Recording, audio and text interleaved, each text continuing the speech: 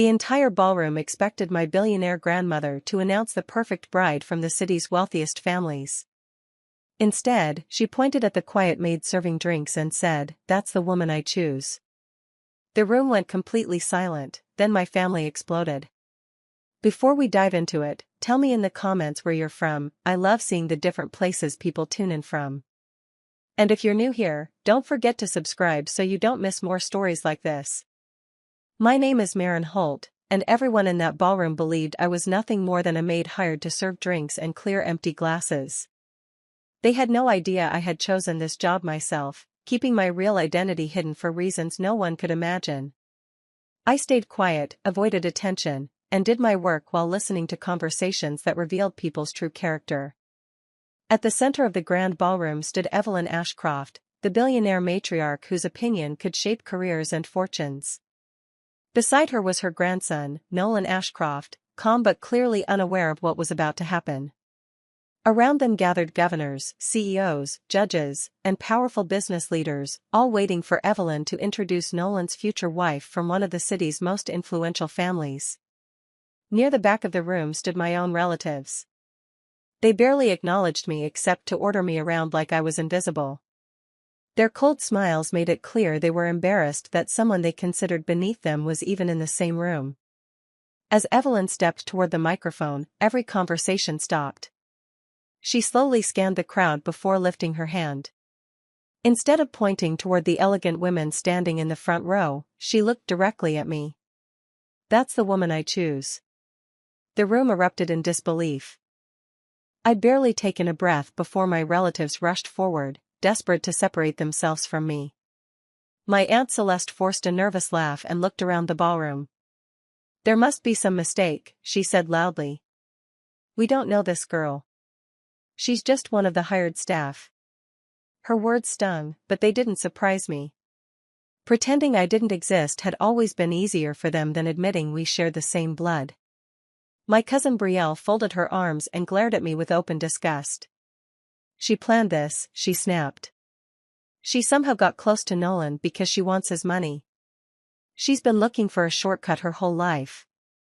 A few guests nodded, accepting her accusation without knowing a single thing about me. Others whispered among themselves, wondering how a quiet maid had suddenly become the center of the evening. The murmurs spread across the ballroom like wildfire. I caught fragments of conversations as people exchanged confused looks. Some questioned Evelyn Ashcroft's judgment, while others quietly suggested the billionaire had finally lost her mind. The elegant celebration was turning into a spectacle, and everyone wanted an explanation. I looked toward Nolan Ashcroft. His expression revealed genuine shock, but he wasn't staring at me. He was watching his grandmother. Instead of panic or uncertainty, Evelyn stood perfectly calm, meeting every doubtful stare with quiet confidence. She looked like someone who had expected this reaction all along. When several guests demanded an explanation, Evelyn simply raised one hand, silencing the room. Without defending herself or answering a single question, she turned toward me with a gentle smile. "Marin," she said clearly, "come stand beside me." Every eye in the ballroom followed me as I took my first step forward. As I walked toward Evelyn, memories I had buried for years came rushing back. I wasn't always the quiet maid everyone looked down on. There was a time when I had a loving home, caring parents, and dreams that felt within reach. Everything changed the day my parents died in a tragic accident. Overnight, my world fell apart. My uncle, Grant Hale, became my legal guardian and took full control of everything my parents had left behind, including the inheritance they had worked so hard to secure for my future. He promised the court he would raise me like his own daughter, but those promises disappeared the moment we returned home. Instead of treating me like family, Grant treated me like unpaid help. I cleaned the house, cooked meals, and handled chores while his daughter, Brielle Hale, enjoyed every privilege. The best schools, expensive tutors, vacations, and opportunities that should have been mine were handed to Brielle without hesitation. Whenever I asked about college or the money my parents left me, Grant always had another excuse. He claimed there wasn't enough, while spending freely on his own family. Years passed, and I finally understood I would never have a future if I stayed under his roof. One quiet morning, I packed a small bag with the few things that truly belonged to me and walked away without saying goodbye. No one tried to stop me. No one called to ask where I had gone. It was as if I had never existed. That day hurt more than losing my home. I realized the people who called themselves my family had already erased me from their lives long before I left. Leaving my uncle's house was terrifying, but it also gave me something I had never truly had before: freedom. I had no family to rely on, no financial support, and nowhere to call home. The only thing I possessed was the determination to prove that my life would not be defined by the people who had betrayed me. I worked long hours, studied whenever I could, and refused to let every setback become an excuse to quit. My grades earned me scholarships that covered my education, opening doors no one expected me to walk through. While other students chased recognition, I stayed out of the spotlight. I became fascinated with investing, learning how businesses grew, failed, and recovered. Years of discipline, careful decisions, and relentless effort slowly turned small investments into major successes. To protect both my privacy and my business strategy, I operated through confidential firms and rarely appeared in public. The fewer people who knew my name, the better. Eventually, I discovered something that caught my attention.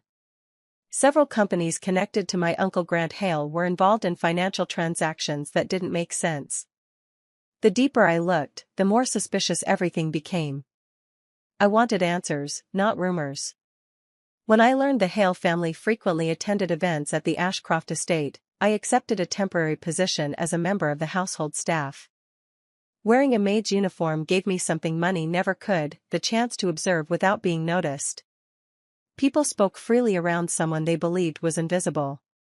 As I quietly served drinks throughout the mansion, not a single guest imagined the woman carrying the silver tray was actually wealthier than nearly everyone raising a glass in that ballroom. The ballroom remained frozen after Evelyn asked me to stand beside her. She ignored every demand for an explanation and calmly invited Nolan and me into a private sitting room just off the main hall. The noise of the guests faded as the doors closed behind us. For the first time that evening, Evelyn smiled warmly instead of wearing the unreadable expression that had kept everyone guessing. "I recognized you months ago, Marin," she said. "Long before tonight."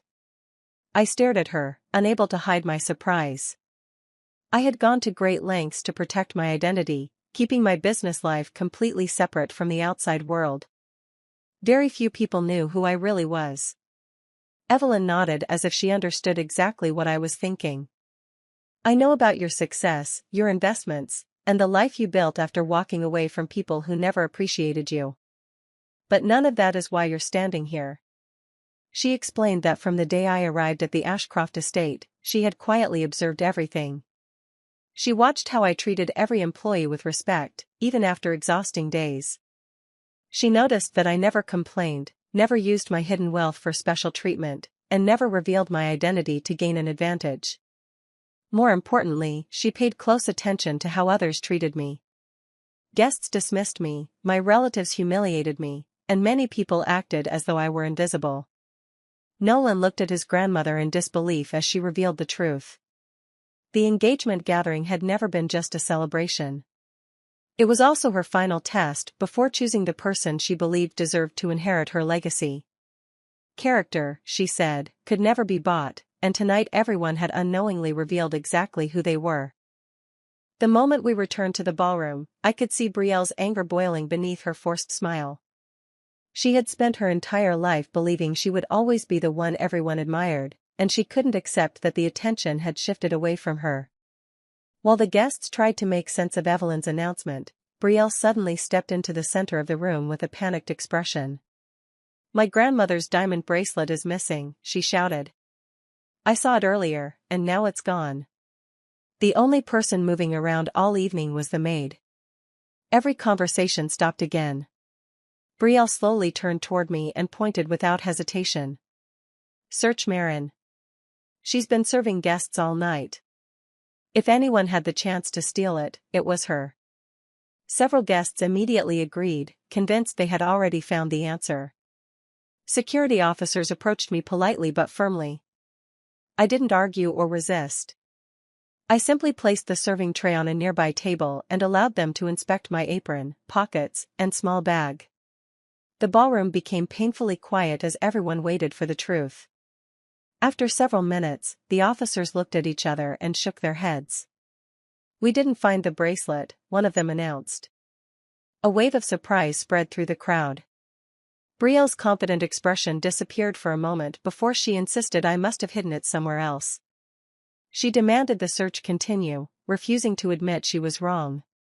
Evelyn remained completely composed. She didn't defend me or accuse Brielle. Instead, she looked at the head of security and spoke with calm authority. "Don't search Marin again," she said. "Investigate how the bracelet actually disappeared. I want every camera reviewed and every detail verified before anyone is blamed." The head of security returned sooner than anyone expected. He walked directly to Evelyn with a tablet in his hands and quietly explained what the cameras had captured. Evelyn watched the footage without changing her expression. When it ended, she looked across the ballroom toward Brielle. "I think everyone deserves to see this," she said.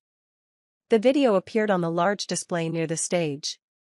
It clearly showed Brielle slipping Evelyn's diamond bracelet into a decorative flower arrangement before accusing me of stealing it only minutes later.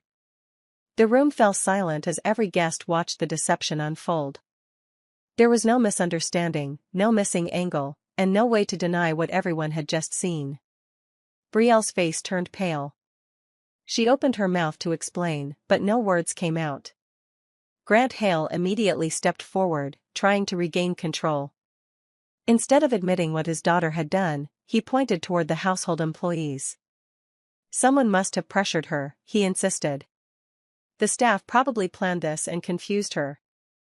They're responsible." His desperate excuse only made the situation worse. The employees who had faithfully served the family stood stunned by the accusation. Grant was willing to sacrifice innocent people just to protect his reputation. Evelyn had heard enough. She calmly signaled to security. "Escort Grant Hale and Brielle Hale out of my home," she ordered. "They are no longer welcome at this gathering." Without argument, security surrounded them and led them toward the exit. As they passed through the ballroom, guests stepped aside instead of offering support. Business leaders who had eagerly greeted the Hale family earlier now avoided eye contact, quietly ending conversations and creating distance. In just a few minutes, the respect Grant had spent years building began to disappear before everyone's eyes. After Grant and Brielle were escorted out, the atmosphere in the ballroom slowly settled, but Nolan's questions had only grown stronger.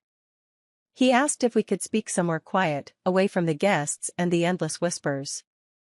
We stepped onto a peaceful terrace overlooking the gardens, where the noise of the celebration faded into the background. Nolan looked at me for a long moment before speaking. "Who are you really?" he asked. "My grandmother trusts you more than anyone in that room, yet you've been living as a maid. None of this makes sense." I took a slow breath, knowing there was no reason to keep hiding. I explained that I wasn't interested in anyone's fortune or family name. If I had wanted a wealthy life through marriage, I could have revealed my identity long ago. Instead, I had spent years building my own future without relying on anyone's influence. I told him about leaving my uncle's house, earning scholarships, and quietly creating a successful investment career under strict confidentiality. Hiding my identity wasn't a game. It protected my work, kept dishonest people away, and allowed me to see who valued character instead of status. Accepting a temporary position at the Ashcroft estate had given me the chance to uncover the truth about my relatives without drawing attention to myself. Nolan listened without interrupting. There was no disbelief in his eyes, only quiet understanding. When I finished, he smiled gently. "I don't admire you because you're successful," he said. "I admire you because you could have used your wealth to prove people wrong, but you chose integrity instead." For the first time that evening, our conversation felt natural. It wasn't built on money, power, or expectations. It was built on honesty, and that was where our real connection began. When Nolan and I returned to the ballroom, the guests were still discussing everything that had happened.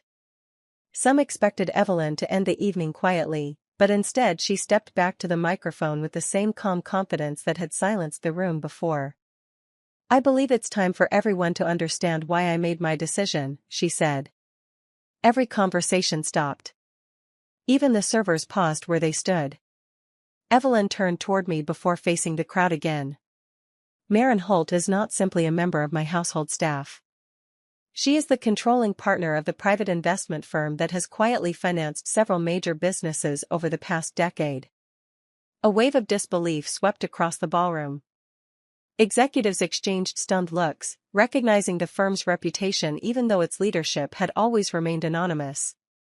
Then Evelyn delivered the truth no one expected. "Among those businesses are several companies owned by Grant Hale." The room fell silent once again. Grant, who had been allowed back inside after pleading to speak with Evelyn, stared at me in complete shock. His face drained of color as the realization settled in. Every expansion he had proudly celebrated, every new office he had opened, and every business victory he had claimed as his own had been made possible by funding from my investment firm. He looked at me as though he were seeing me for the first time. I met his eyes without saying a word. Evelyn continued, "Those agreements were entirely legal, and the firm that holds those debt portfolios has every contractual right to enforce them." Grant's confidence disappeared instantly. He finally understood that the woman he had mocked, ignored, and humiliated for years wasn't powerless at all.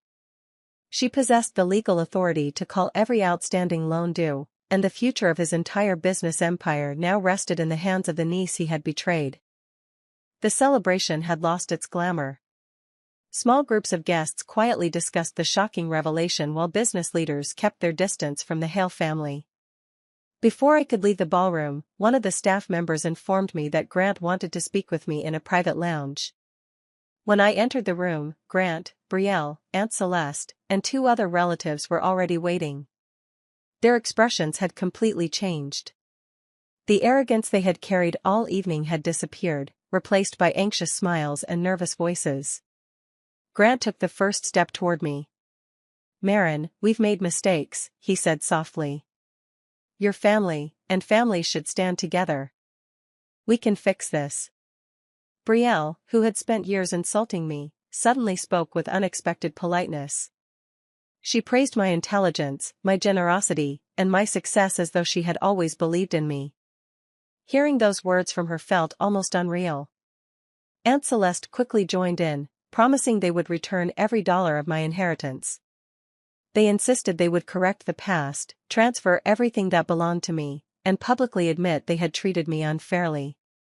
All they asked in return was that I keep the loans in place and protect their businesses from financial disaster. I listened without interrupting. For years, I had dreamed of hearing them admit the truth, but now their apologies felt empty. They weren't asking because they loved me. They were asking because they feared losing everything. After a long silence, I looked at each of them. "You had countless chances to do the right thing when I had nothing," I said calmly. "Kindness given only when your future depends on it isn't kindness at all." Without raising my voice or showing anger, I turned and walked away, refusing to reward years of betrayal with undeserved forgiveness. I expected Grant to keep begging, but he chose another path. The very next morning, he hired attorneys and tried to convince everyone that I was acting out of revenge instead of seeking justice. He believed I had no evidence and that the past had been buried too deeply for anyone to uncover. He was wrong. Later that afternoon, my legal team arrived at my office carrying several organized files. Every document had been collected through years of careful investigation. They contained financial records, court filings, trust agreements, bank transfers, and signed papers showing exactly how Grant had taken control of my inheritance after my parents died. More importantly, they proved he had continued using those assets for his own benefit long after he was legally required to transfer them to me. The evidence was submitted immediately, and civil lawsuits were filed without delay. Grant could no longer dismiss the truth with excuses or emotional speeches. Everything was supported by official records. News of the legal action spread quickly through the business community. Companies that had once competed for Grant's attention suddenly became cautious. Several longtime partners suspended negotiations, while others quietly ended contracts rather than risk being connected to the growing scandal. Investors who had trusted his leadership started asking difficult questions, and lenders demanded additional financial disclosures. Within days, the damage became impossible to ignore. Projects that had looked unstoppable were placed on hold. Important agreements disappeared one after another, and confidence in Grant's leadership collapsed faster than he ever imagined. The empire he had spent years building wasn't destroyed by rumors or personal revenge. It was falling apart because the truth had finally reached the people who mattered, and they refused to ignore it any longer. A week after the lawsuits were filed, Evelyn invited the same business leaders, community partners, and close friends back to the Ashcroft estate. This gathering felt completely different from the last one. There were no rumors filling the room, only quiet anticipation as everyone waited to hear what Evelyn had to say. When she stepped onto the stage, the room immediately fell silent. "I've spent my life building businesses," Evelyn began. "Success isn't measured by wealth alone. It's measured by integrity, courage, and the ability to do what's right when no one is watching." She paused before turning toward me. "For that reason, I am officially announcing Maren Holt as the future leader of the Ashcroft Family Foundation and the person I trust to continue my business legacy." For a moment, I couldn't move. I had never expected recognition, only the chance to live honestly. As I walked toward Evelyn, Nolan stepped beside me without hesitation. His proud smile said more than words ever could. He wasn't standing there because of my success or financial influence. He stood beside me because he believed in the person I had always been. The ballroom erupted into applause. Business executives, charitable partners, and longtime friends of the Ashcroft family rose from their seats to congratulate us. The respect in their expressions was genuine, earned through character rather than status. As I looked across the room, I noticed something else. The people who had laughed when I wore a maid's uniform no longer whispered or mocked me. They couldn't even meet my eyes. Some quietly looked at the floor, while others turned away, embarrassed by how quickly they had judged someone they never bothered to understand. Their silence spoke louder than any apology ever could. I'd never dreamed of a grand wedding filled with hundreds of strangers. After everything that had happened, Nolan and I wanted something meaningful instead of extravagant. A few months later, we exchanged our vows in a quiet ceremony at the Ashcroft estate, surrounded by fresh flowers, soft music, and the people who had stood by us when life was at its hardest. The celebration wasn't about wealth or influence. It was about trust, loyalty, and the future we had chosen to build together. As I walked toward Nolan, I thought about the frightened young woman who had once left her uncle's house with nothing but hope. That chapter of my life no longer defined me. I wasn't walking away from my past anymore. I was walking toward a new beginning with someone who had accepted me for who I truly was. After the ceremony, Evelyn welcomed the guests with a heartfelt speech. She looked around the room before smiling warmly. "Many people spend their lives chasing status," she said. "But titles, fortunes, and family names can disappear overnight. True character is revealed by how you treat others when you have nothing to gain."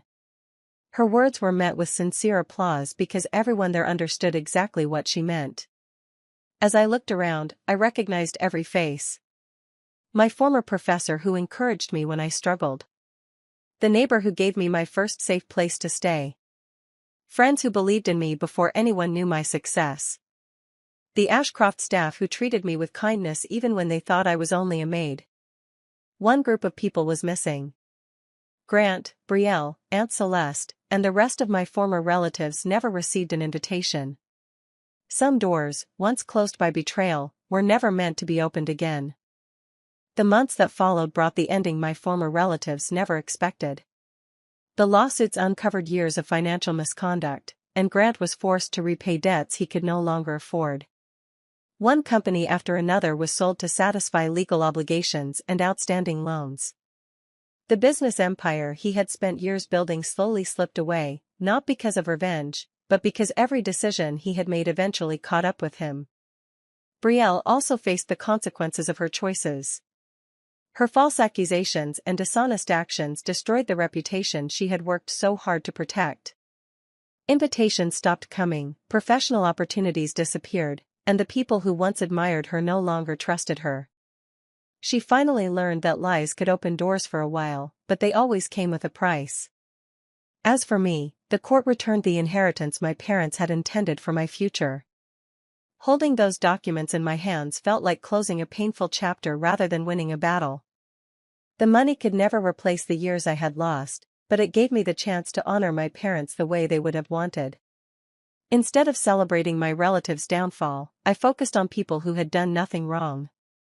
Many loyal employees lost their jobs when Grant's businesses collapsed, so I offered qualified workers positions in companies managed by my investment firm. They deserved stability, not punishment for someone else's mistakes. When Evelyn saw what I had done, she smiled with quiet pride. She didn't need to say a word. Her expression told me she knew she had chosen the right person to carry forward her legacy. Looking back, I realized the greatest revenge was never becoming richer than the people who betrayed me. It was building a life so full of peace, purpose, and honest relationships that I no longer needed their approval to feel complete.